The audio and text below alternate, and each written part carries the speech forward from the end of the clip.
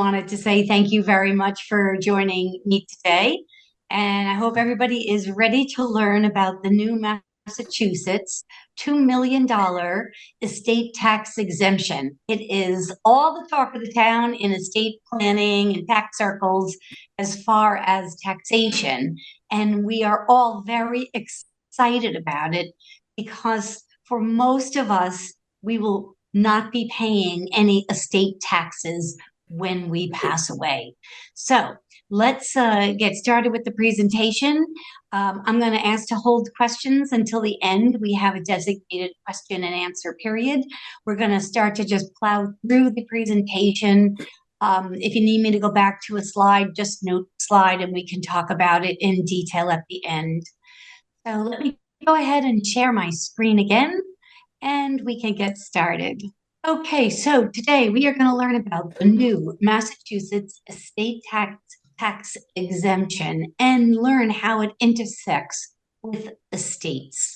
Well, most of you know who I am. My name is Attorney Wendy Guthro. I'm a licensed practitioner in Massachusetts and in New Hampshire. I love everything about estate planning, elder law, probate, and I just really love being a lawyer in general because I really do love helping people. And I love estate planning because I love to find creative ways to really help people figure out complex situations. Another thing most of you know I love is trust work. So whether it's revocable trust, irrevocable trust, Medicaid planning, probate avoidance, I just love it. And one of the things we're talking about today specifically with the $2 million exemption is how it intersects with estate planning and trust. College friends. This webinar, the goals of this webinar are to discuss the intersection of estate planning and the new Massachusetts $2 million exemption.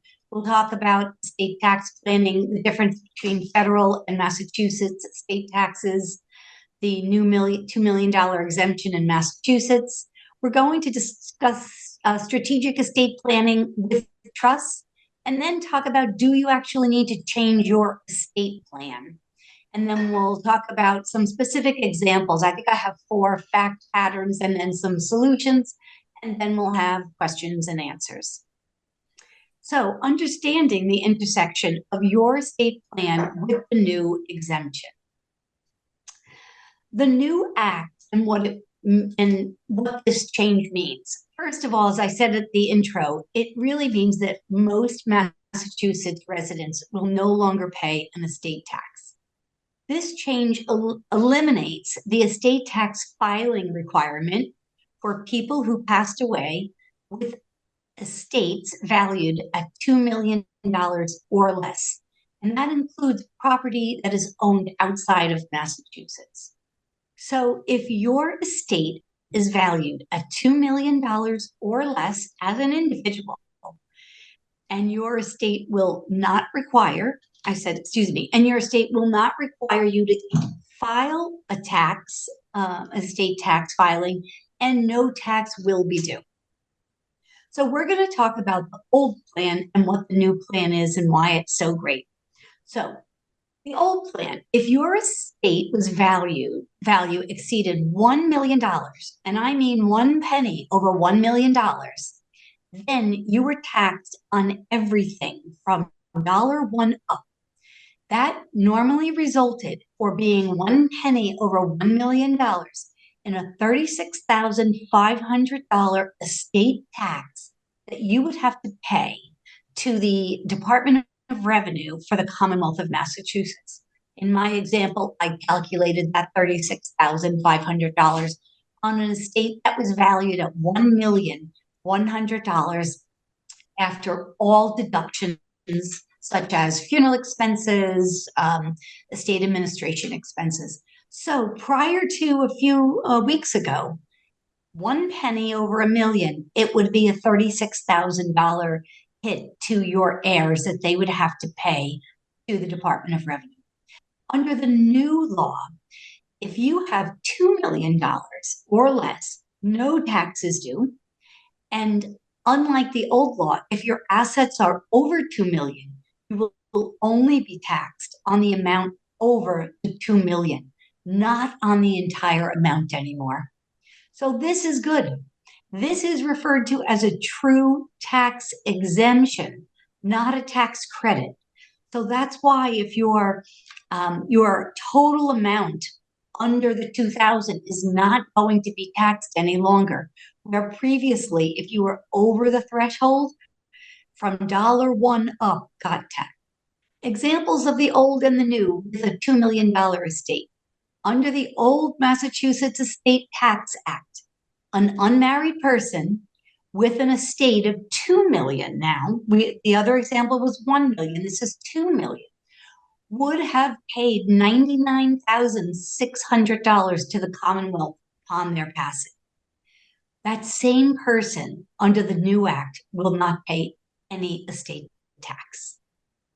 Now, this is per person, $2 million per person. So if we're saying that it's $2 million per person, in essence, a married couple will have a $4 million exemption. So more significant is the benefit to married couples with this new $2 million exemption. Under the new act, with proper planning, a married couple is now able to shelter up to $4 million from estate taxes. To more fully understand how you do that, I want to just give a little brief explanation of taxes. So let's briefly talk about taxes. So this slide shows you we have a federal tax and a Massachusetts state tax. And we also have a gift tax and an estate death tax. So these are the two different categories of taxes I want you to pay attention to. The first is federal and the second is state. The federal taxes on the top here, estate and gift tax exemptions. During your lifetime or at death, the federal government will allow you to gift away during your lifetime or all at once upon your passing up to $12.9 million without you ever having to pay any death tax on it, inheritance tax. In addition to that annual or lifetime amount, you also federally have a gift tax exemption annually that doesn't eat into your 12.9 million. So annually, on top of your lifetime 12.9 million, you can gift $17,000 per person per year to anyone you like, including your favorite attorney, if you choose to do so. So the other thing you get federally is that you get this thing called portability. And portability is, I'll go into a little bit more detail in the next slide. But for right now, suffice to know that portability is an option under the federal program. Conversely, in Massachusetts, instead of federal, where we have a $12.9 million exemption, you can only give away at the time you pass. And you see, this is just a death tax exemption, $2 million. We don't have a lifetime or an annual gifting limit because in Massachusetts, we have unlimited lifetime gifting. There's no annual limit of 17,000. There's no lifetime amount, so that it's just really at death, you can gift $2 million through your will or your trust, through your inheritance, and without being taxed. So Massachusetts, as you can see, no portability. So that's the differential I want you to get from this slide, that we have a much larger bracket for federal. And for most people, we don't reach those limits, although I do want to tell you that in 2025, beginning of 2026, the federal government is looking at reducing the federal lifetime and death tax exemption closer to about half of that. Talk on the streets, $5 to $6 million exemption, still retaining an annual exemption of about 18,000. But again, that's all up for grabs. So then the Massachusetts exemption is much lower. So we're going to talk about portability. So Massachusetts does not have it and federal does. Why is this distinction important to understand the difference between the federal and the state tax structure? Most of us will never have to plan around the federal state tax limit or use portability for that matter. But as Massachusetts residents, we benefit from unlimited lifetime gifting, but still need to plan around the Massachusetts state tax limit of $2 million because portability is not available to us. More about portability. Portability allows a surviving spouse to use up their deceased spouse's federal estate tax exemption, federal right now, 12.9 million, even if they didn't have an estate plan in place. So federal 12.9 and portability means that for portability, that if you didn't do any estate planning, yet upon your spouse's passing, say you had a $14 million estate and you wanted to make sure to give away $2 million of your spouse's estate because you didn't want to pay any federal estate tax when you died, because you would then die with 14 million, you could gift away through portability. You could give that to other people other than you. You could give it to charities. You could give it to children or grandchildren. You could give it to best friends. So you could give away that amount that would get you under the estate tax threshold so that you didn't have to pay any estate taxes. So portability is wonderful to have if you have to have these larger amounts of money and didn't do any planning. Now, I should preface this with a lot of this information is very tax intensive. And as all of you know, as an attorney, I believe in the three-legged stool approach to estate planning, is that you should have 3 qualified people on your team. You should have your estate planning attorney. You should have a financial advisor, and you should have a tax advisor. Oftentimes, I find that CPAs have a very high level of tax knowledge, but as long as your tax professional understands taxes, and that's your third leg to your three-legged stool, then I encourage that. So if you have questions specifically on the tax effect of the plan that you have, then you do want to bring a tax professional into these discussions. So on the federal, we have the 12.9 million exemption and portability. Conversely, Massachusetts, we have a much lower threshold now, well, compared to federal, and portability is not available between spouses under the Massachusetts estate tax exemption of 2 million. So a surviving spouse cannot use their deceased spouse's estate tax exemption, $2 million in Mass, to reduce their estate so that when they pass away, they are under the $2 million threshold. But you can do this without portability if you have an estate tax plan in place, but it has to be done while both spouses are living.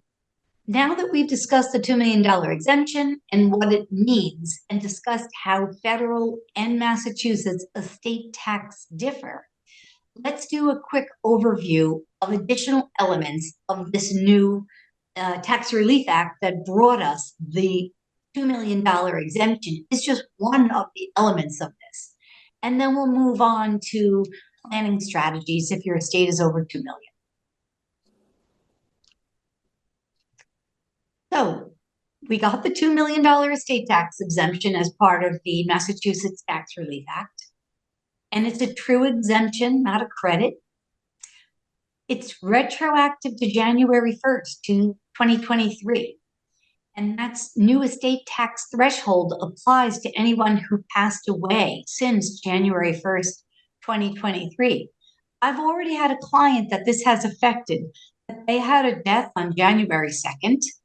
They have to do tax planning or pay any tax burden that's due on an estate that was over $1 million 9 months after death, within 9 months. They paid that liability.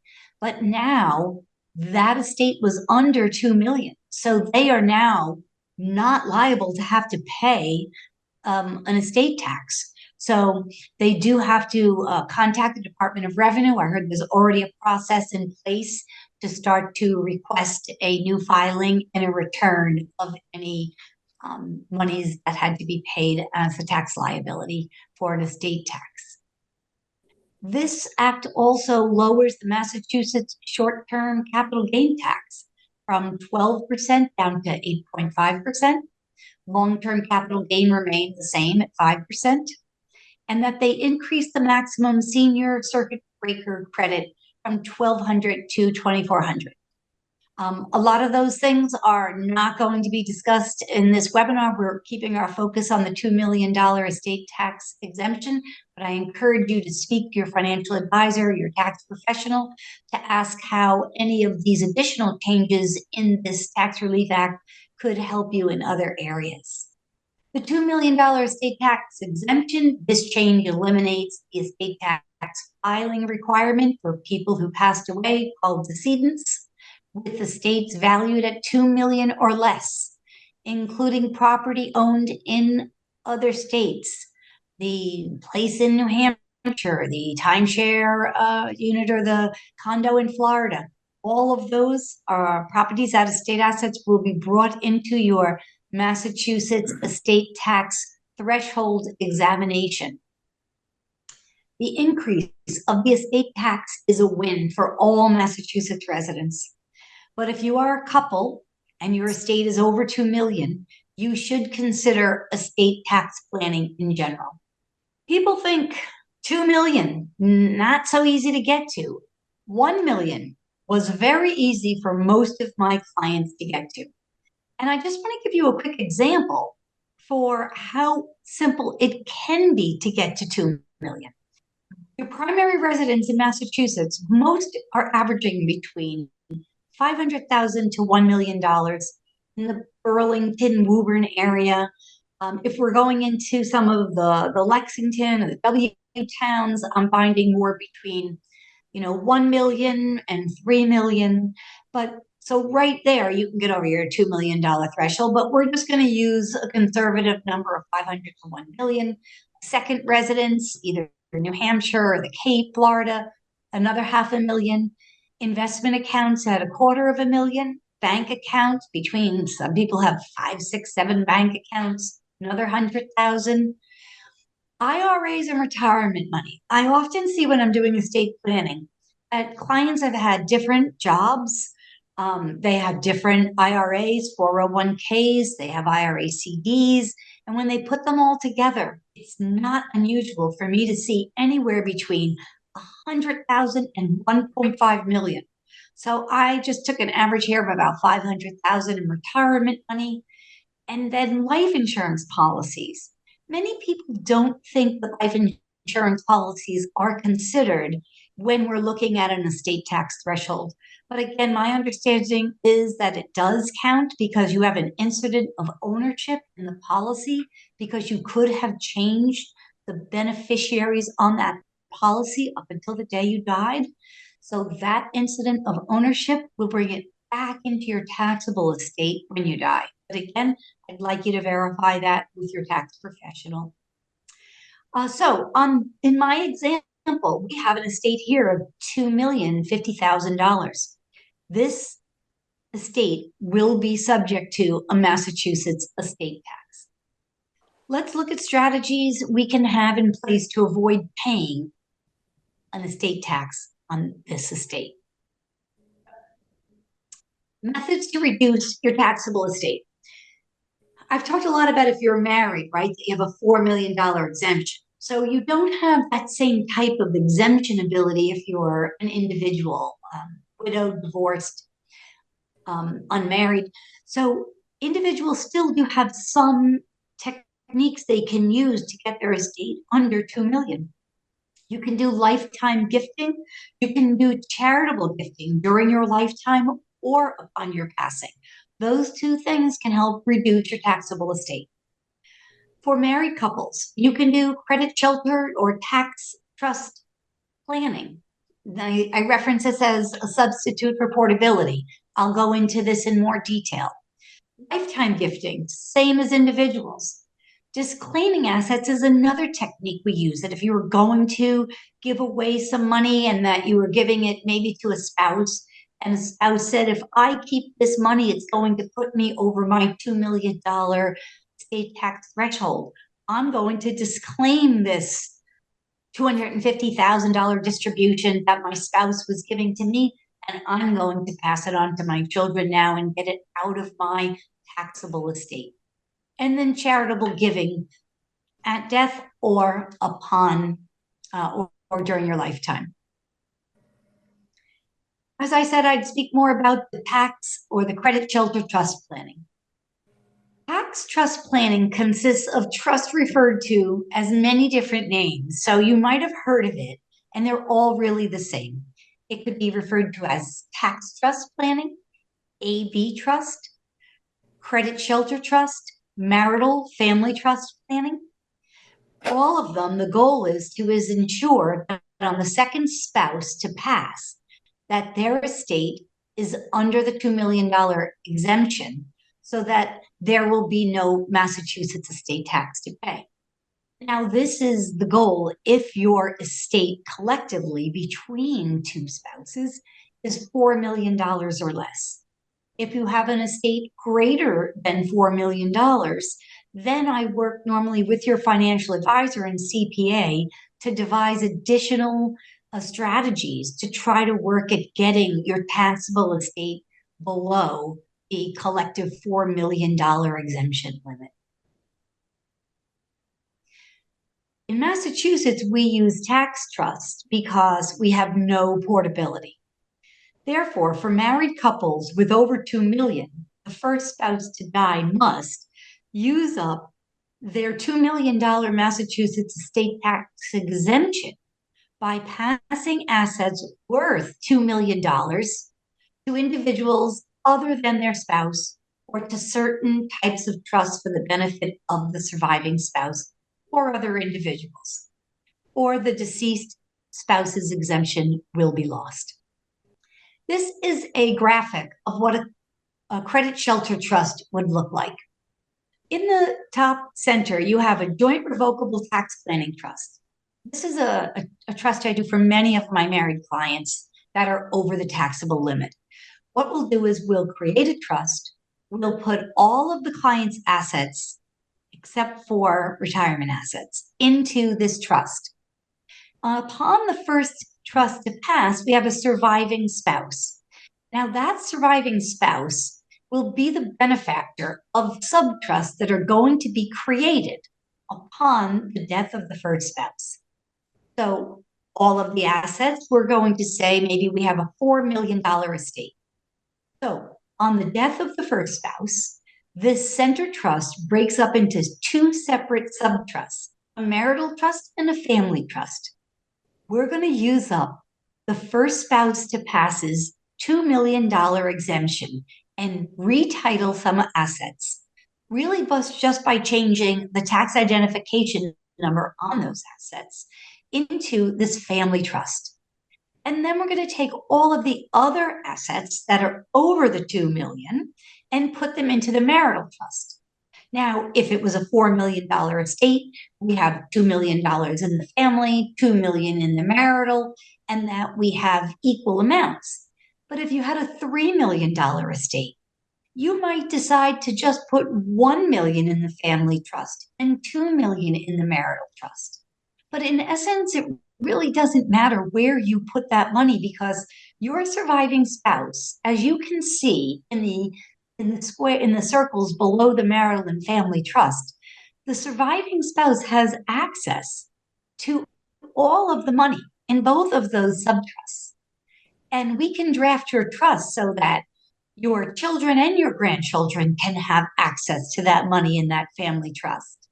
But really what we're looking for is for your surviving spouse to not have their hands tied too severely, to be able to access all $4 million, and that upon their passing, the $2 million that was in the family trust will not be included in the surviving spouse's estate plan when they pass. So in the first example, 2 million in each trust. Well, when the surviving spouse passes and maybe they've gotten their 2 million down to 1.8 million. Well, now they're below 2 million and that money is going to pass to the beneficiaries listed on the bottom, as will all of the remaining money that the surviving spouse didn't use in the family trust. And then all of that money is going to be pushed down and distributed out to all of the beneficiaries you name in your estate plan. Now, that could be all of your children, all of your grandchildren, charities, whomever you wish. So this is because we don't have portability in Massachusetts. This is how we use portability in this joint revocable tax planning trust. Do you need to change your current plan? In order to answer that question, you first evaluate what your current plan looks like. Evaluate your total net worth. Are we over the $2 million mark or not? We're going to also evaluate what your goals are. I have clients that come to me and I say to them, you're a certain age, would you like to start doing some Medicaid asset protection planning with trusts? And they said, no, I don't have any issue with spending all of my money that I've earned on myself and pay privately in my home to bring in care, or maybe I'm going to go into an assisted living facility and bring in private care. Or some people say, I'm going to use my money and cruise every week of the year and just bring in nursing as needed. So you have to evaluate your goals of what it is you want to do. Some people are not adverse to holding on to all of their money up until the day they die, even if it means they have to pay a Massachusetts estate tax. Previously, the taxing amount for Massachusetts estate tax was about 4 to 16%. So I think they have gotten rid of some of the lower ends because now we have an exemption that starts at 2 million, but they've kept up to the higher end. But again, you need to discuss that with your tax professional. So do you need to change your estate plan? For married couples who have tax planning estate plans drafted by our firm, those plans have flexible provisions that will automatically account for the changes made by this new law. For those with tax planning estate plans drafted by other firms using a two-trust approach, because I often use a joint tax planning trust, but there's some firms that use two separate trusts, one for each spouse. So if that is what your estate plan consisted of, using the two-trust approach, and that you funded those trusts with specific assets, it may be necessary for couples to retitle assets to take advantage of the increased 2 million exemption amount. Another thing, if you are married and have or expect to have over 2 million, including life insurance, in your estate when you pass, and your estate does not include tax planning, then you should change your estate plan to include some type of tax planning costs. If upon your passing you don't have and don't expect to have over 2 million, including life insurance, then for Massachusetts estate tax purposes, a change to your plan is not needed. Although many married couples still wish to have tax trust planning in the event that market conditions increase estate valuations. And I have seen this under the old plan with the million, when people came to me and said, I'm 750,000. I don't have a house. I rent. I expect my estate to just go further. And then we had booms in the stock market and their holdings went over $1 million. So those are things that if you're going to try to teeter on that, not do tax planning, you have to keep an eye on your assets. The other thing I've seen mess people up is an unexpected inheritance. that they were below the threshold. Some people get it a month or two before they pass, or they don't get it, but it's coming into their estate after they pass. Again, that bumps people over a tax threshold. Number four, if you don't have an estate plan that includes a trust, a will can distribute your assets upon your passing, but it is not private and it does not avoid probate.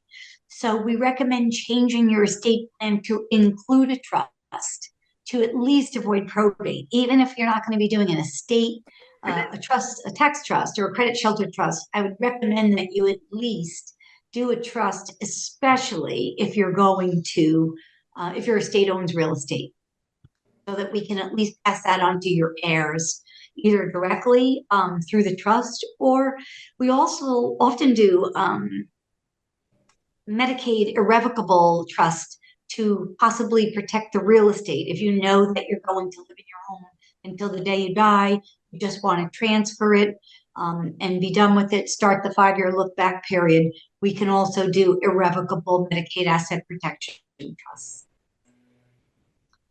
Let's move on to some real life fact patterns and solutions to someone's concern regarding Massachusetts estate taxes. So fact patterns and solutions. First fact pattern, husband and wife with the following assets: a house in Burlington, $750,000, a house in the Cape, $1 million, bank account, investment accounts, life insurance. They've got a total of $2,800,000 in assets.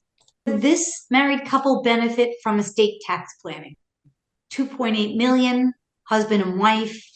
We're going to say that if the first spouse passes away, we are going to have an estate that could pass solely to the surviving spouse. So that would give the surviving spouse $2.8 million.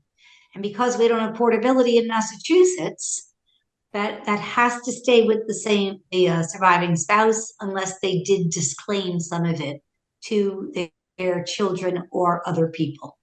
So the solution to this is a tax planning trust would ensure that on the second spouse to pass, their estate would be under the Massachusetts $2 million exemption, resulting in a mass estate tax savings. This couple should have an estate plan that includes tax planning. Pattern number two, we have everything the same, except we have gotten rid of the house in the Cape. So we're at $1.8 million. Would this couple benefit from estate tax planning? No, estate tax would be due, no estate tax would be due on the first or the second spouse to pass. So no estate tax plan is necessary. Although a non-tax planning revocable living trust would ensure they avoid probate while keeping their legacy distributions private. So often we might not need the tax planning part of it, but we still might want the probate avoidance and the privacy. Pattern number three, we are now with a single person. We're not a married couple any longer, and it's pretty much the same as the first fact pattern. House in Burlington, house in the Cape, bank account, investment accounts, life insurance, $2.8 million. Would this individual benefit from estate tax planning? An estate tax would be due on their passing.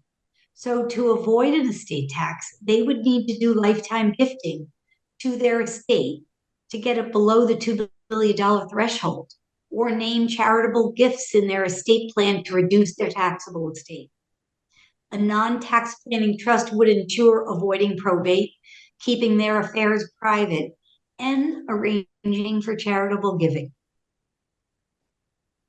Number four, same situation, except we don't have a house in the Cape, poor person, $1.8 million, not so poor. Would this person benefit from estate tax planning?